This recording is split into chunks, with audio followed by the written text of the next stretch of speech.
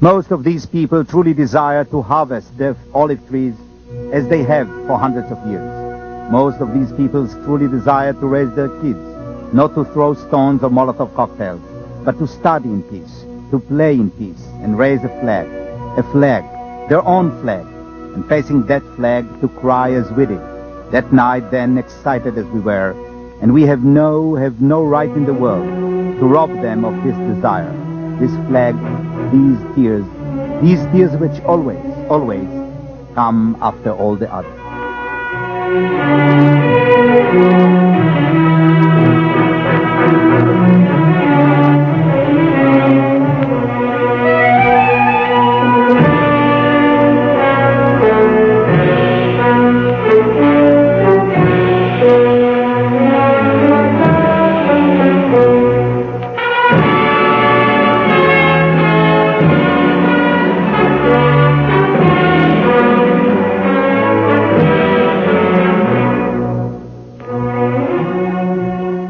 I'm a Jew. I was born in Germany, and I spent my entire childhood under Hitler, going to segregated schools, not being allowed to sit on park benches. My father on Kristallnacht was taken to Dachau. I was the one who opened the door to the Gestapo, so that even though my parents and I escaped finally and came to the United States, we lost almost the entire rest of our family. And I find, as a Jew with that background, that I simply cannot accept the treatment of Palestinians, both inside Israel as second-class citizens and in the West Bank and Gaza as an occupied people.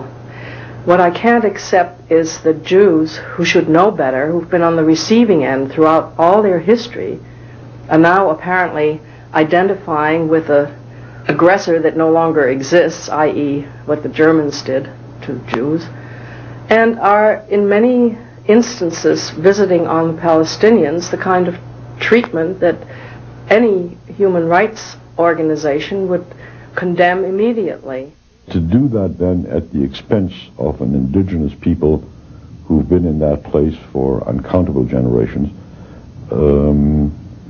and to act towards them as though the one thing that the Jewish people claims to have achieved, namely a national identity of their own, and to deny precisely that same thing to another people who've been in place for an awfully long time, for a couple of thousand years, strikes me Jewishly as well as politically as intolerable as betrayal of the central Jewish imperative to justice.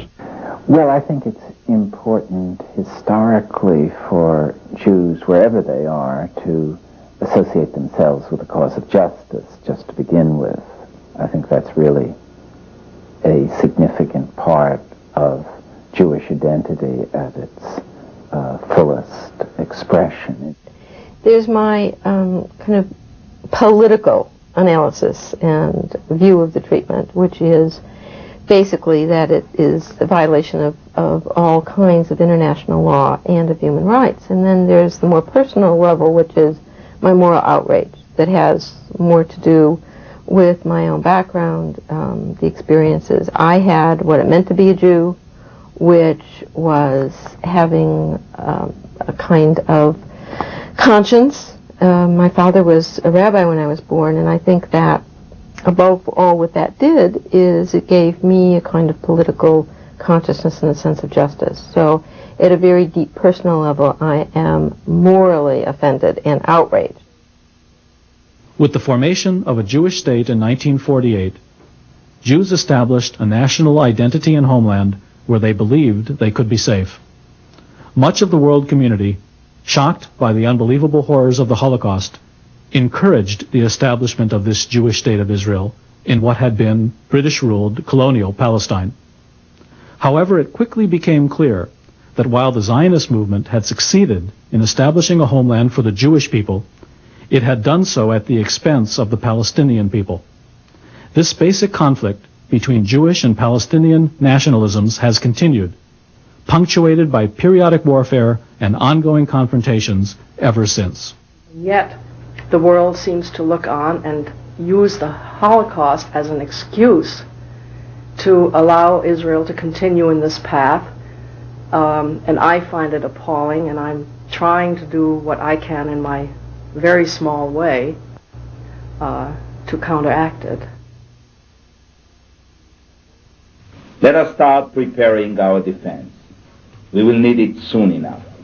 Those who actually did it, and those who still do. All those who hushed it up, and those who still do. And those who said nothing, and those who clucked their tongue, saying, something must be done really, but not tonight. I have a concert, a gala event, a birthday. Indeed, we'll all get our summons one day for the colonel's trial. All along, the Israeli occupying forces have had to rely on oppressive instruments, as most occupying countries do when they're faced with a hostile population. The intensity of this hostility has been aggravated both by the density of the population, by the poverty, and by the long period under which this supposedly temporary circumstance of occupation has been continued. And that's led to a whole series of abuses of human rights and of the basic dignity of the Palestinian people. Mass detentions of Palestinians on suspicion, administrative detention without real criminal charges, the use of collective punishment. You have a case of not of the violation of rights of the people, but of really an outright denial. Now, increasingly, and ominously, the Israeli right is dropping the hypocritical arguments. It's ceasing to bother to say things like in 1948 they all ran away, in 1956 we were attacked by Egypt, and the rest of it. They're not bothering with any of this. They're simply saying, this land is ours, given to us by God, no one else has any rights here at all. They're lucky we let them stay even as workers, and they have no rights that are not provisional. Nearly 2 million Palestinians live in the so-called occupied territories, East Jerusalem, the West Bank, and the Gaza Strip, lands occupied by Israel since the 1967 war. In 1988, during the first year of the Intifada, over 290 Palestinians were killed. To put this in perspective, it would be equivalent to nearly 50,000 Americans killed by an occupying foreign army in just 1 year alone, nearly as many Americans killed as during the entire Vietnam War. When comparing the Palestinian population in the occupied territories to a country the size of the U.S., the number of Americans who would have been shot or beaten to death since the Intifada began is approaching 250,000. Over 15 million Americans would have been severely injured, and over 250,000 American homes would have been blown up, all in addition to the economic, social, and political privations of daily life under military occupation. The Israeli treatment of the Palestinians is really a negation.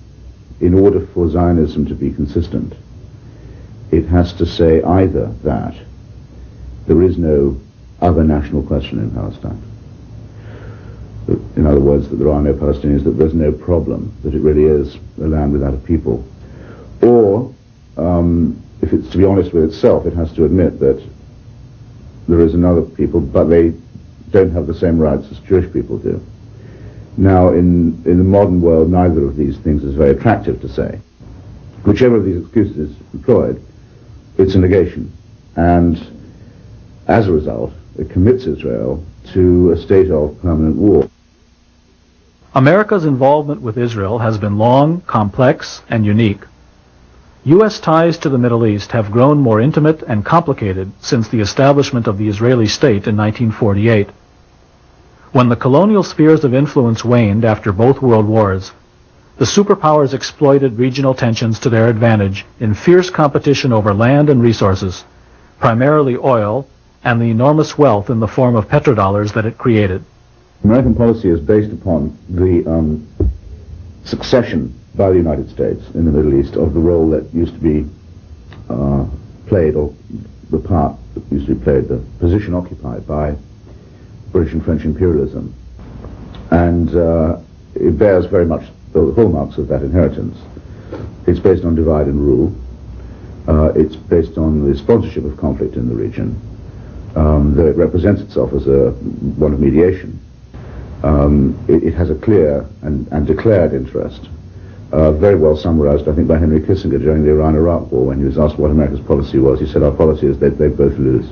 You couldn't have a better example of divide and rule, in other words, than the language of the Balfour Declaration, to which, in some sense, all the Western powers are formally committed. The Monroe Doctrine was extended to large parts of the world after the Second World War, and in particular it was extended to the Middle East, which was described by the State Department right after the Second World War as the most important area in the world in the field of foreign investment, as General Eisenhower described it, the strategically most important area in the world because of its enormous energy reserves, which have two crucial features. First of all, whoever has influence and control over them has a considerable amount of leverage in world affairs. And secondly, there's a huge flow of capital that comes from the profits. In recent years, America's unprecedented support of Israel has resulted in the nation which prides itself as the beacon of democracy defending a state which has engaged in some very brutal, oppressive, and grossly undemocratic practices. I'm concerned with primarily and centrally with the position of the United States of America on this, with the radical and total incontinence of the kind of all-out support, subsidy, arming, and so on that we give to Israel, given the fact that what they're doing to the Palestinians completely, flagrantly, and all but declaredly in terms violates the commitments of this nation to the aims and to the criteria of good government. To me, what's so wrong is here we have a country of which I'm a citizen and a proud citizen that prides itself on humane treatment, on democracy, on not abusing the powers of government, and yet we condone in Israel, whom we call the only democratic power in the Middle East, we condone things there that we would never condone anywhere else. And to me, that's wrong. The concept of liberty, the concept in the name of heaven of the pursuit of happiness, has no application to the Palestinians now. The concept of the consent of the governed is just a joke. Yet those are the things that the United States is supposed to be dedicated to. Despite the seeming complexities of shifting alliances and global security strategies, a clear and reasonably just solution to the Israeli-Palestinian conflict has evolved in recent years. It's absolutely necessary to be perfectly clear that the only reasonable resolution of the conflict is to recognize the national rights of both peoples, and that means the establishment of a Palestinian state alongside Israel, more or less in the West Bank and the Gaza Strip, with Israel's borders being the ones that it had before the June 1967 war. This is certainly not a perfect resolution, and it's certainly not perfect with regard to the Palestinian sense of grievance. It represents the only realistic resolution which contains within it the possibility of giving meaningful national rights to both peoples. And this is, of course, the international consensus, and has been for some time, perhaps a decade or more. The two main dissenters from that international consensus are, of course, Israel and the United States. In an absolutely ideal world, Palestine would be the common treasury and commonwealth of all the people who live in it, and it could have any name it liked, but no one would rule it in the name of any monotheism.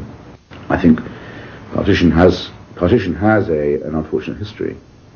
Again, it's generally speaking, it's the outcome of British colonialism. It's the logical outcome of a divide and rule policy, the British policy in the region, as you know, was always to say, and in other parts of the empire too, partition is the last thing we'll do, and then it was the last thing they did.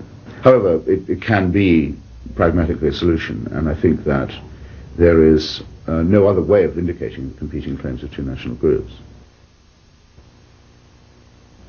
But Israel and the United States, as its strategic protector and financial sponsor, have steadfastly refused to consider this option. In the UN, the proposition of a two-state solution has been continually raised and overwhelmingly supported year after year.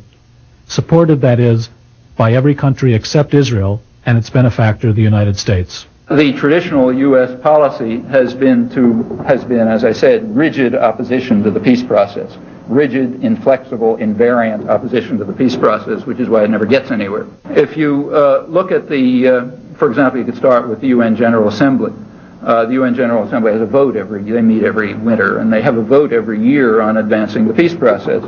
I won't run through the whole record, but the last one was December 1990, when the vote was 144 to 2, United States and Israel, and that's the way it is all the way back. It's always something like that, N to 2, where N is everybody who wasn't asleep that day or something like that, and 2 is the United States and Israel. Sometimes it varies a little. In 1989, it was 151 to 3 for completely unexplained reasons. Dominica joined with the United States and Israel. Maybe somebody has some insight into that. But in effect, it's the U.S. and Israel blocking the peace process at the General Assembly. We talk so much in the United States about obeying UN resolutions. We went to war in the Gulf against Iraq because Iraq wouldn't obey a UN resolution. But Israel can flout UN resolutions and nothing happens. The colonels' trials are coming. Their time will come. It must be so. The trials of the generals, the colonels, and the division, the battalion, and the platoon commanders. There's no escaping it. This is how history works. What shall we say then? What will the colonels, the captains, the corporals say? What will they say of those terrible beatings, the brutality of houses blown up, and most of all, the humiliation of old men forced to wipe off the writing on the walls, of old men forced to take down a flag from an electric pole, who got electrocuted, or fell and broke their legs, of the old water carrier whom soldiers ordered off his donkey and rode on his back, just for fun. The consequences of continued denial of basic Palestinian claims to independence and equal rights have already been tragic, and if not rectified soon, are likely to have further dire consequences in the near future. That's just a disaster in the making. I think the only way that peaceful and normal relations between the Israelis and Palestinians in that area will ever come about is if the Palestinians get to have an independent state in which they can determine their own fate, and the Israelis are left in their own state. I believe that the policies that Israel has espoused virtually since its beginnings, with particular force again since 1967, will ultimately result in a second and possibly terminal Holocaust. Well, I think for America, it is possible that America may be pushed into a war. For Israel, I think it's disastrous, because each day that goes by that more Palestinian children grow up with hatred, more Jewish children grow up with hatred, the further away the day is when the two can sit down together and make peace. It also is the region of the world where, if there is ever going to be a nuclear conflict, it's likeliest to originate. This means that it's a responsibility for any thinking person to concern themselves with the issue of justice and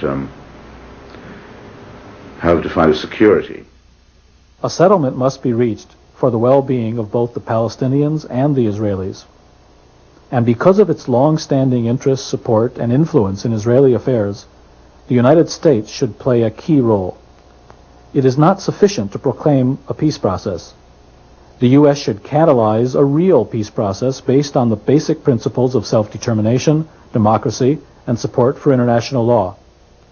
Yet despite American influence on Israeli policy, presidents from Truman to Bush have refused to deal honestly or effectively with the core issues of the conflict, the crucial need to fulfill Palestinian aspirations for independence just as Israeli aspirations have been accommodated.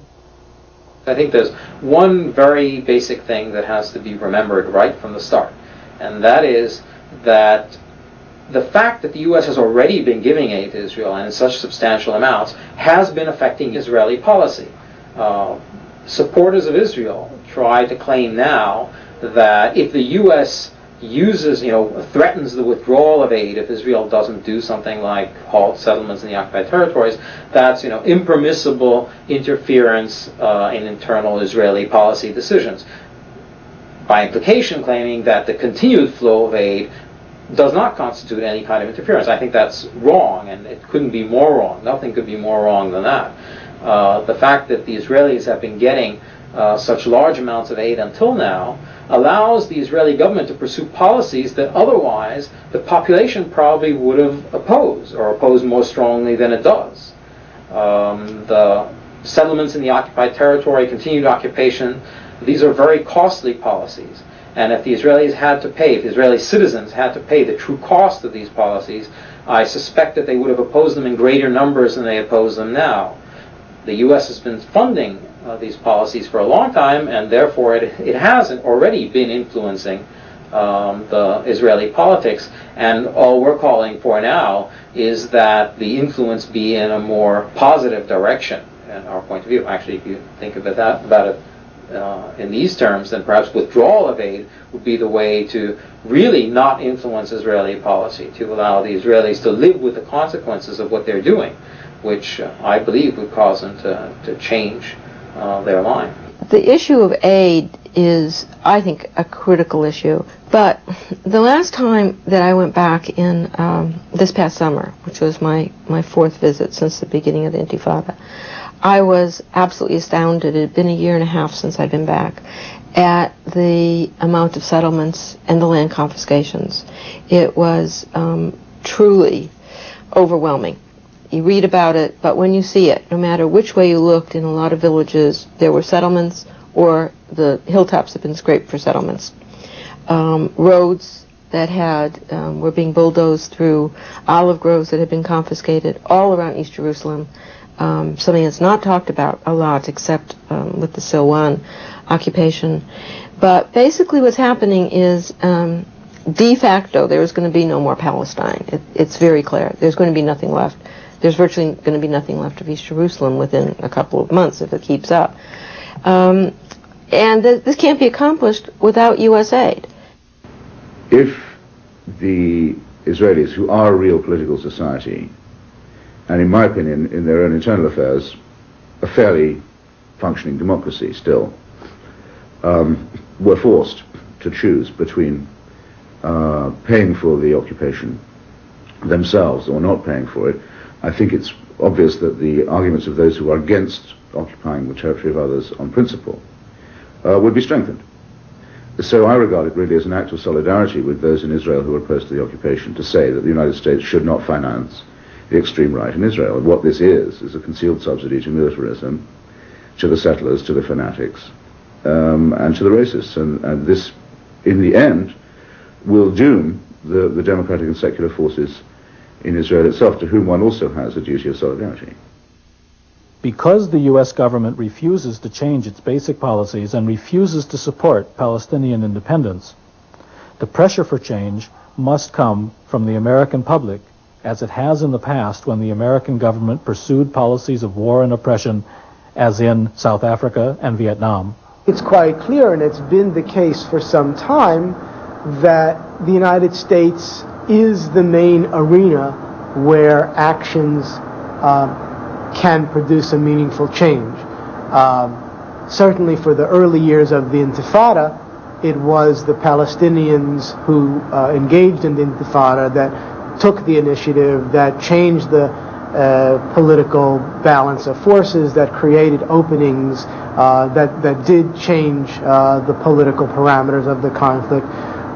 My feeling now is that the Intifada has not completely run its course, but essentially accomplished what it could accomplish given the existing balance of forces, and that means that the other arenas are the ones where further steps need to be taken, and given the political paralysis in Israel, it means that the United States is the main arena in which change is possible and necessary.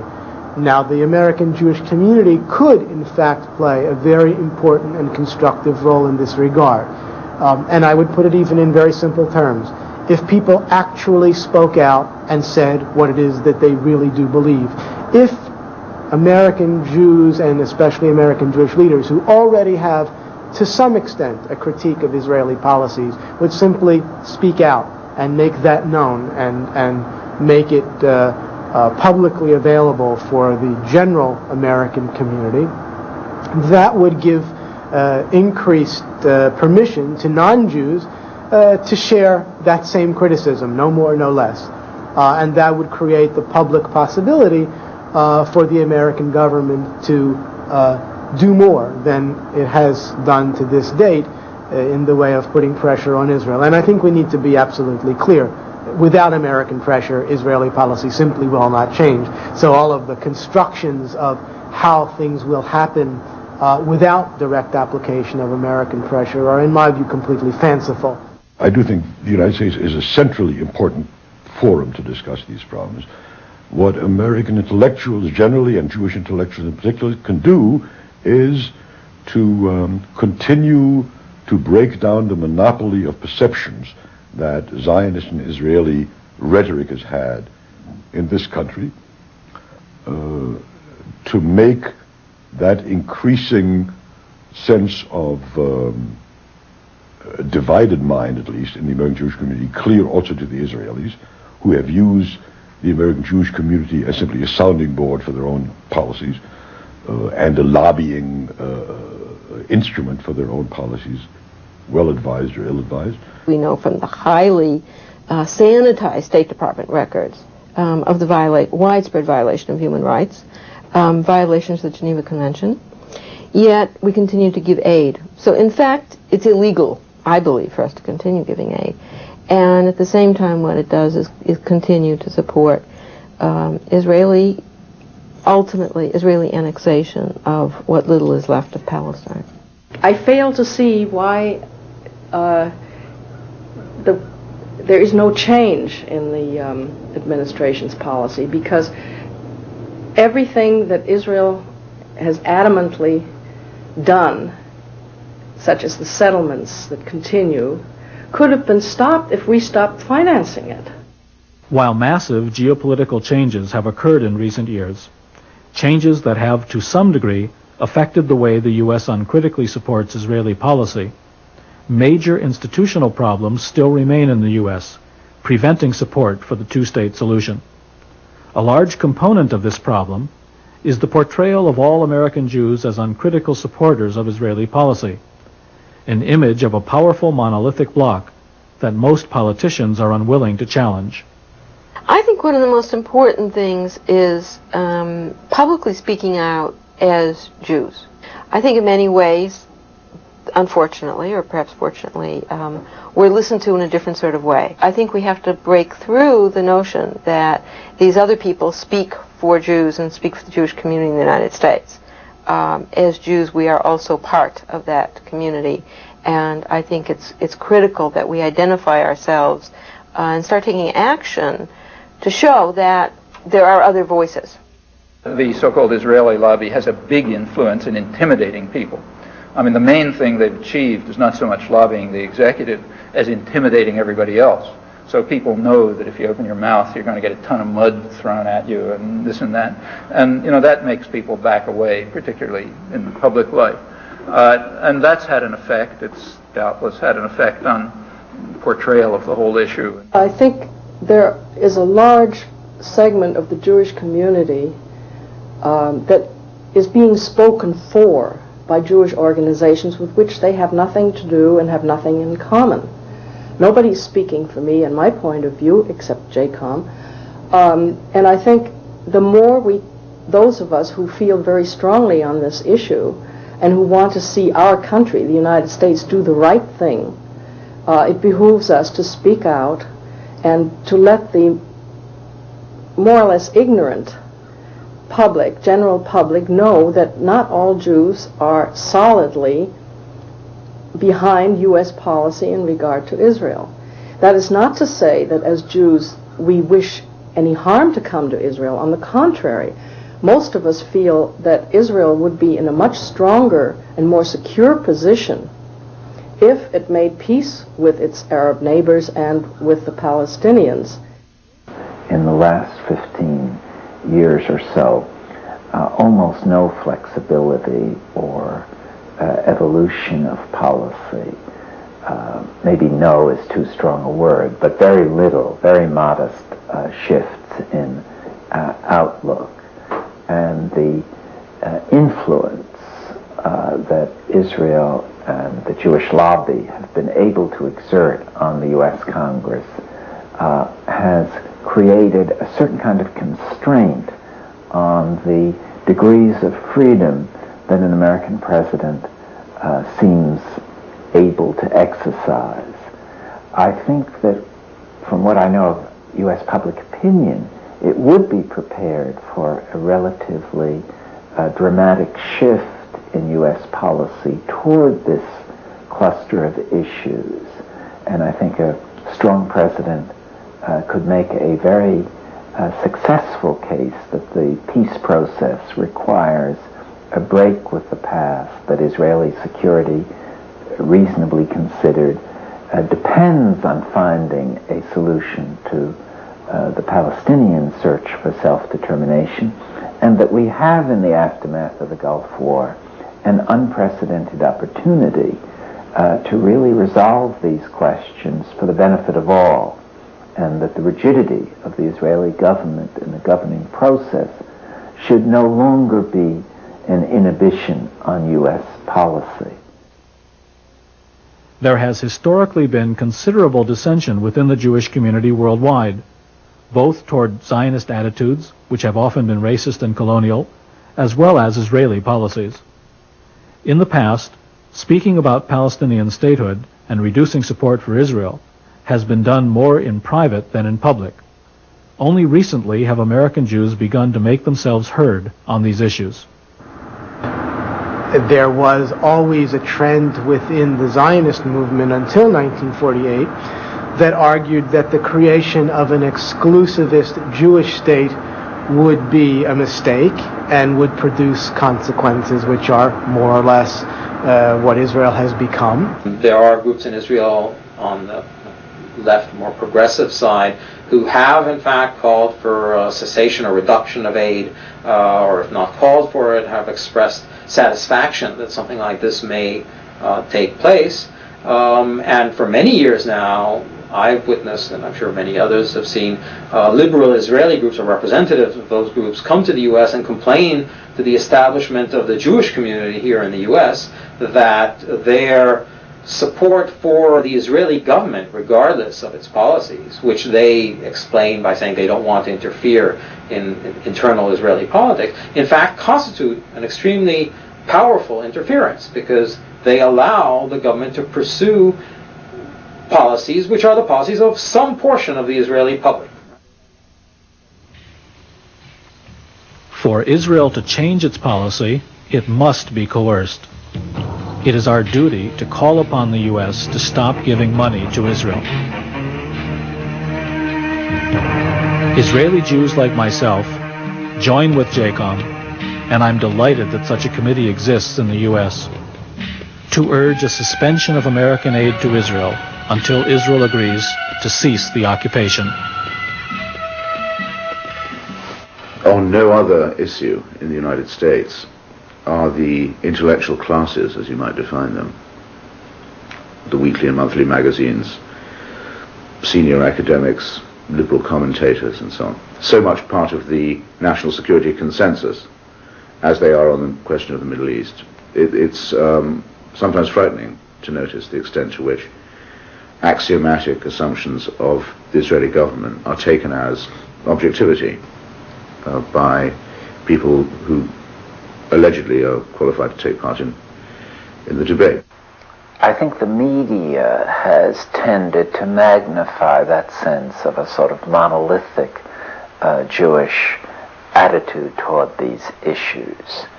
And so it becomes extremely important for individuals who can speak authentically as Jews to present an alternative conception of how Jews feel about these issues.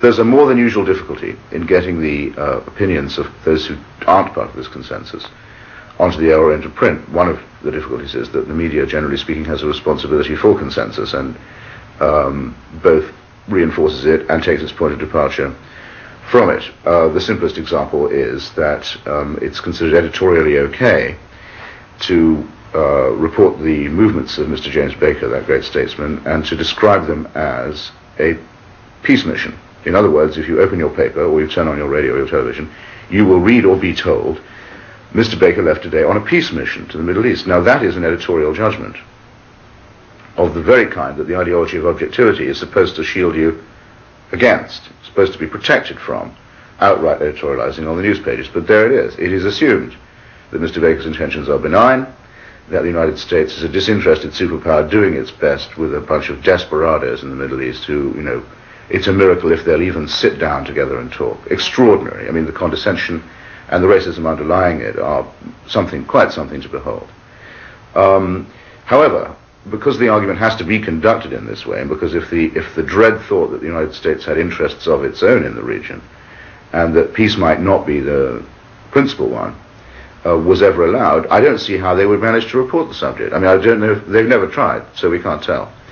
But it wouldn't be solved by just getting Noam Chomsky on Nightline, because if you say, there's Noam on Nightline, I set the scene for you, or Israel Shahak is on, Ted Koppel is in the chair, or maybe Henry Kissinger is chairing the discussion that night, who knows?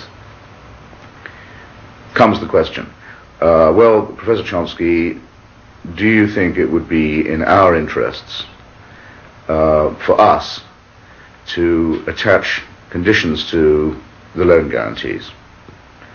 And bear in mind that we're running out of time. No one would have to begin by saying, who's this we? What are our interests? What are they guaranteeing with this loan? You're out of time already. It isn't, in other words, solved by adding an intelligent person to the panel, something that admittedly isn't very often tried. The whole vernacular in which the thing is described is basically an imperial one with the racial assumptions that go along with it, and the intellectual standards that are necessary for it, which are very dull and very low. I have been accused, as everyone who says these things has been accused, of being a self-hating Jew and an anti-Semite and a betrayer of the Jewish people and the like. While it is painful to hear that sort of thing, I rest very easy in rejecting those kinds of foolish and foul-mouthed imputations. The fact of the matter is, I'm a child of the Holocaust. I escaped Hitler Berlin in just before World War II. I am deeply conscious of modern Jewish history. It is in my very bones and bloodstream. I have not the slightest hesitancy to say that I stand where I stand out of my own consciousness as a Jew, that if you take my Jewish self-identity away, I disappear. I'm not worried about those imputations. One of the unfortunate tactics that was pursued by the mainstream Zionist community in the United States was to try to create the impression that all Jews shared a attitude of unconditional support for the Israeli state, and that anyone who seemed to depart from that publicly and visibly had to be castigated. I think the most important thing that people can do, and this is not a prescription for activity. It's more along the lines of general direction, is let those in their communities, those who represent them in Congress and elsewhere, and the world at large know that Jews are not monolithic on these issues, that Jews, many Jews believe that Israel's policies are not to be condoned, in fact, ought to be reversed. I believe that it's easier for Jews to do that than it is for non-Jewish progressives to do that. Non-Jewish progressives, I think, tread very lightly on Israel because they don't want to be tarred with the brush of anti-Semitism. And so they are uncharacteristically quiet when it comes to Israel.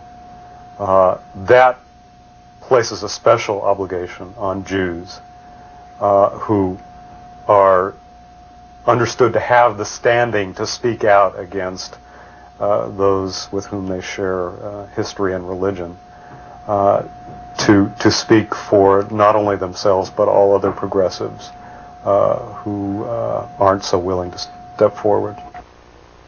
However, the situation in the Middle East becomes ever more inextricably tied to the U.S., especially in terms of the oil-based economy.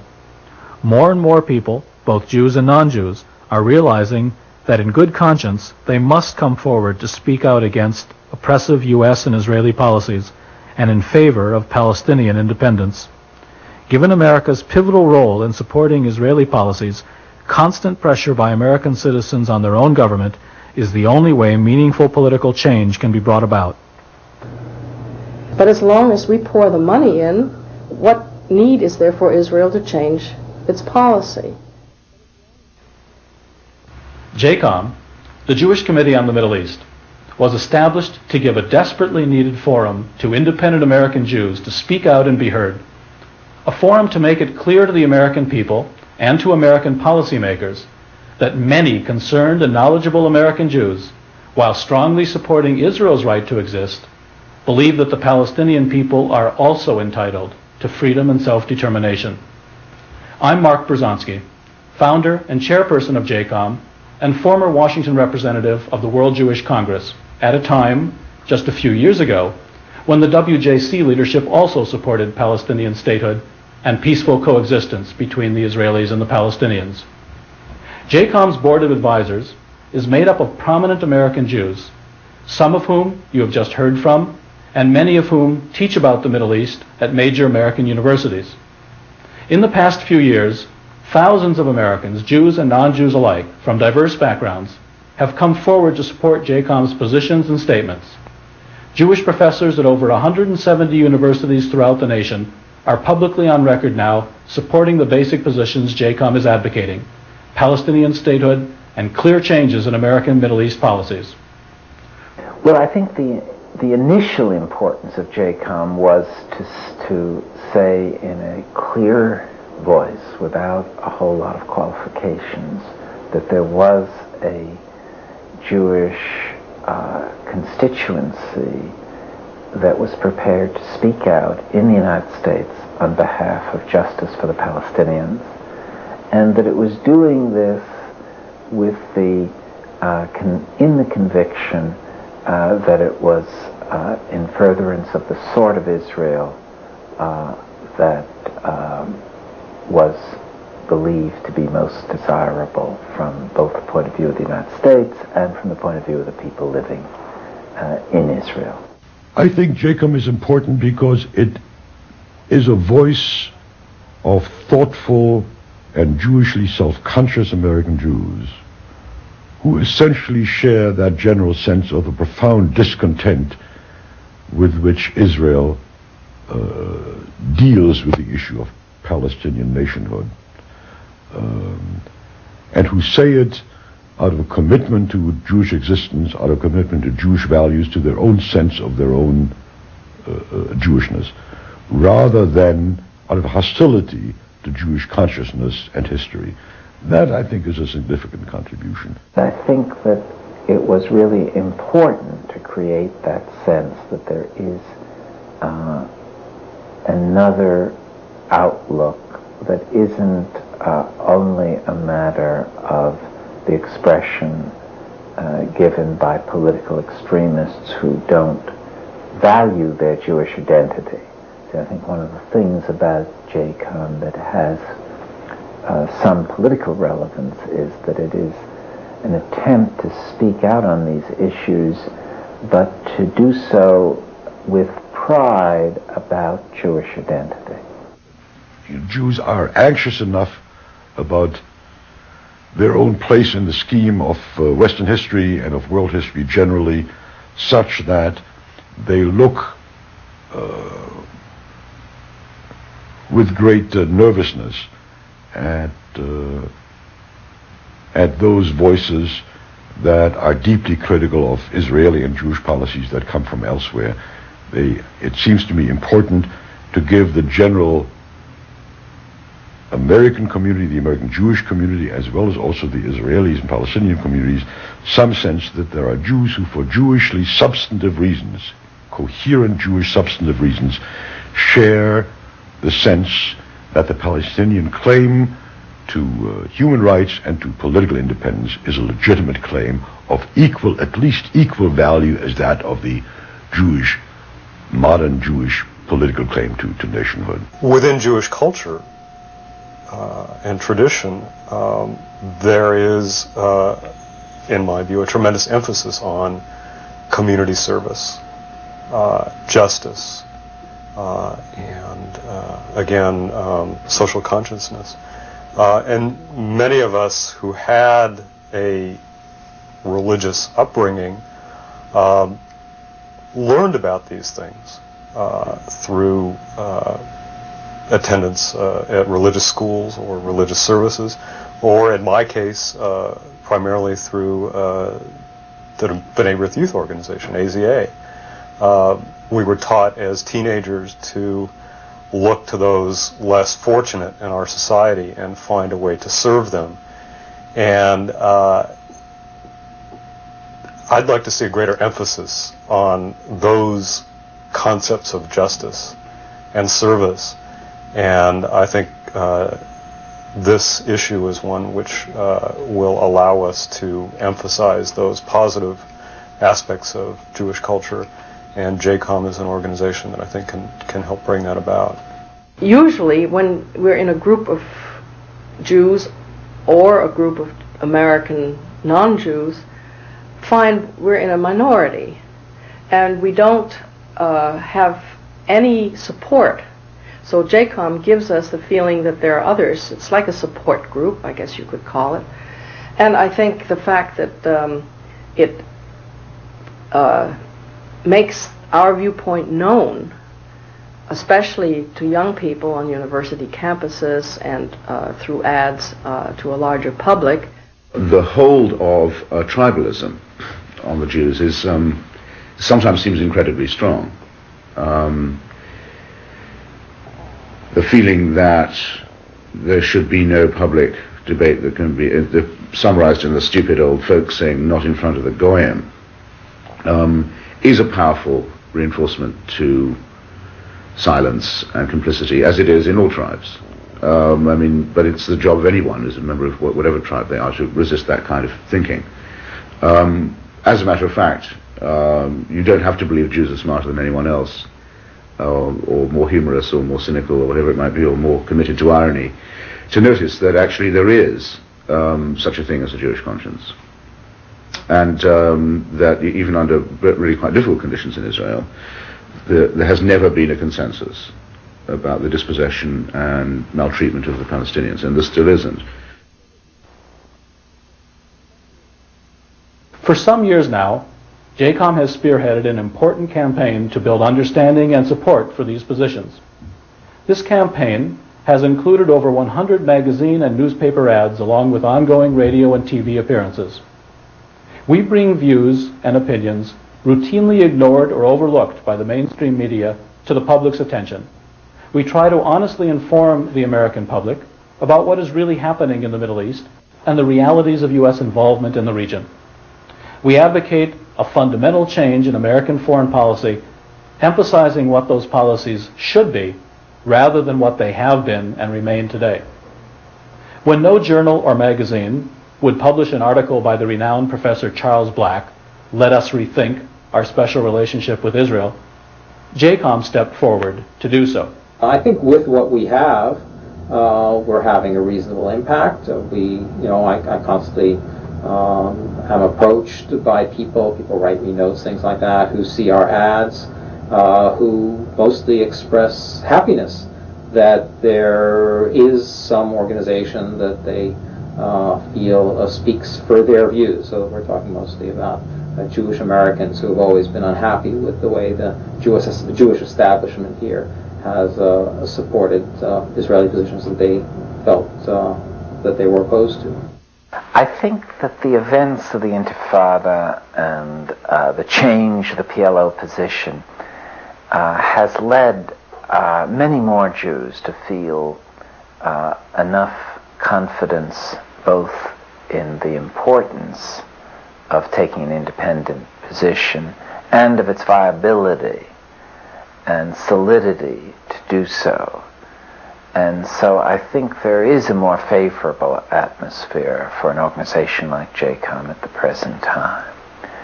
And I think that it will be vindicated in its basic vision by the historical process that is unfolding at the present time. We turned a deaf ear. We turned a deaf heart, mean, arrogant, and dumb. Who do we think we are to be so deaf, so dumb, ignoring the obvious? They are as human as we are, at least as we used to be. Only 40 years ago, no less diligent, no less smart, as sensitive, as full of hope, they love their wives and children as we do, no less.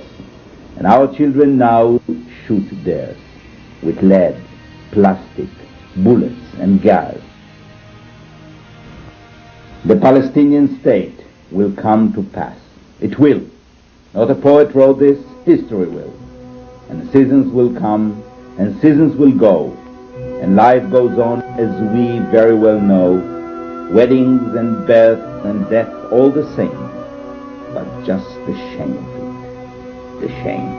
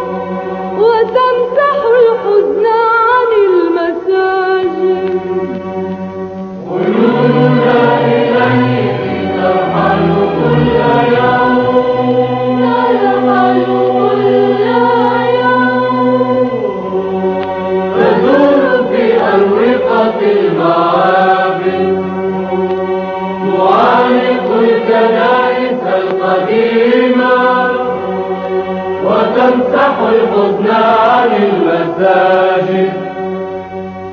يا ليلة الإسراء يا درب من مروا إلى السماء، عيوننا إليك ترحل كل يوم وإنني أصلي.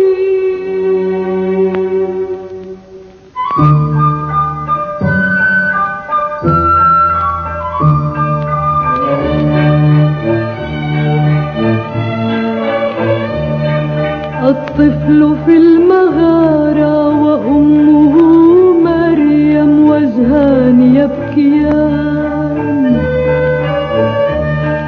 الطفل في المغارة وأمه مريم وجهان